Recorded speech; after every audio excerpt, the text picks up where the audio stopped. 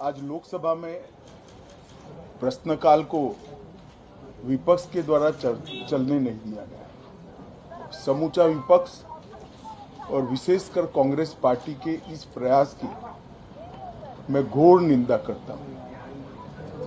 अरुणाचल में 8 की देर रात और 9 की सुबह घटी घटनाओं का हवाला देते हुए विपक्ष ने बहुमूल्य प्रश्नकाल को स्थगित करवा दिया। इसका कोई औचित्य इसलिए नहीं था कि पार्लियामेंट्री अफेयर्स मिनिस्टर ने स्पष्टता से कह दिया था कि 12 बजे इस देश के रक्षा मंत्री श्री राजनाथ सिंह जी इस विषय पर सदन के सामने अपना बयान रखेंगे। जब बयान रखने की बात कर ही दी तो इसका कोई औचित्य नहीं था। मुझे भी थोड़ा आश्चर्य लगा।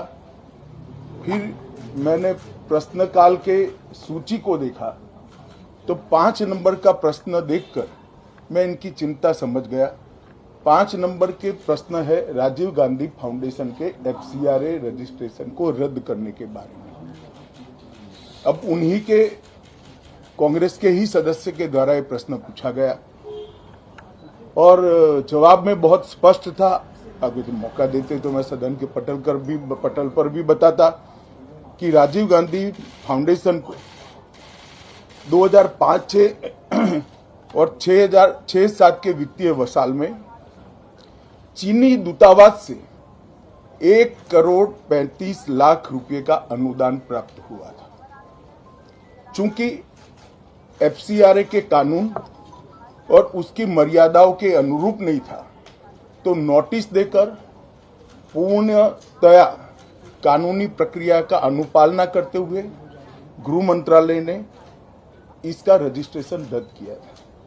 फाउंडेशन ने अपना रजिस्ट्रेशन सामाजिक कार्यों के लिए करवाया है और ये जो राशि चीनी दूतावास से मिली इसका उपयोग भारत चीन संबंधों के विकास पर शोध करने के लिए ये पैसा दिया गया।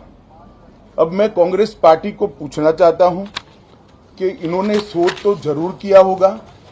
क्या उनकी शोध में 1962 में जो हजारों हेक्टेयर भूमि भारत की चीन ने हड़प ली वो शामिल था क्या? और शोध इस पर किया तो रिपोर्ट क्या आई है? नेहरू जी के प्रेम के कारण सुरक्षा परिषद में भारत की स्थायी सदस्यता बलि चढ़ गई। इस विषय को उन्होंने शोध का विषय बनाया था क्या? और अगर बनाया था तो इसका नतीजा क्या हुआ? जिस वक्त गलवान के अंदर हमारे सेना के वीर जवान चीनियों से भिड़ रहे थे उस वक्त चीनी दूतावास के अधिकारियों को कौन रात्रि भोज दे रहा था? वो उनकी शोध का विषय था क्या? अगर था तो उसका नतीजा क्या हुआ? जब उनकी सरकार थी तो 2006 में भारत में चीन के दूतावास ने पूरे अरुणाचल और पूरे नेफा पर दावा कर दिया। वो उनकी शोध का विषय था क्या? अगर शोध हुई तो उसका नतीजा क्या हुआ? 25 मई 2007 को चीन ने कांग्रेस के ही मुख्यमंत्री दोरजी खंडू को वीजा देने से इनकार कर दिया क्योंकि ये तो हमारा ही हिस्सा है अरुणाचल। ये भी शोध किया गया क्या? 13 अक्टूबर 2009 को मनमोहन सिंह की अरुणाचल यात्रा पर चीन ने आपत्ति जताई, वो आपने जांच किया है क्या? और 2010 में चीन ने जम्मू कश्मीर के लोगों को स्टेपल्ड वीजा जारी करने की प्रथा शुरू की, ये भी क्या आपका शोध का विषय था? 2011 में कांग्रेस सरकार ने चीन की धमकी के बाद हमारे रोड और वाइटल बॉर्डर इंफ्रास्ट्रक्चर्स का निर्माण डैम चौक में रोक दिया। ये क्यों रोका गया इसकी भी शोध की है। मैं कांग्रेस पार्टी को पूछना चाहता हूं, ये दोगला रवैया जनता के सामने नहीं चलता है। जनता सब देख रही है। आपके परिवार द्वारा चलाया गया फाउंडेशन उसका FCRA रजिस्ट्रेशन चीन की दूतावास से मिले हुए अनुदान से समाप्त हुआ है। आपके ही समय में हजारों किलोमीटर भूमि अवैध रूप से हमसे हड़प ली गई है। आपके ही समय में हमें मिली हुई सुरक्षा परिषद की सदस्यता आपने निजी संबंधों को बनाने के लिए चीन की भेंट कर दी है। ये सारी जनता ये सभी विषयों को जानती है। मैं इतना स्पष्ट कहना चाहता हूं कि भारतीय जनता पार्टी की सरकार है, नरेंद्र मोदी इसके प्रधानमंत्री है, और जब तक भारतीय जनता पार्टी की मोदी सरकार चल रही है, 1 इंच जमीन पर भी कोई कब्जा नहीं कर सकता।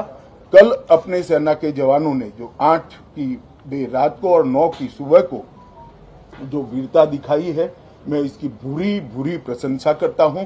इन्होंने घुसे हुए सभी लोगों को कुछ ही घंटों में वापस खदेड़ दिया और हमारी भूमि का रक्षण किया है। राजीव गांधी फाउंडेशन के FCRA लाइसेंस रद्द होने का एक दूसरा भी कारण था। इस्लामिक रिसर्च फाउंडेशन की, जिसका प्रणेता जाकिर नायक है, जाकिर नायक को पूरा देश जानता है, उनसे भी 7 जुलाई 2011 को 50 लाख रुपया राजीव गांधी फाउंडेशन ने प्राप्त किया था। मैं पूछना चाहता हूं, राजीव गांधी फाउंडेशन के कर्ता धर्ता जो कांग्रेस की फैमिली पार्टी है उसी के सदस्य हैं, तो आपको ये पैसा जाकिर नाइक ने किस मकसद के लिए दिया था, इसकी भी स्पष्टता देश की जनता के सामने होनी चाहिए। धन्यवाद।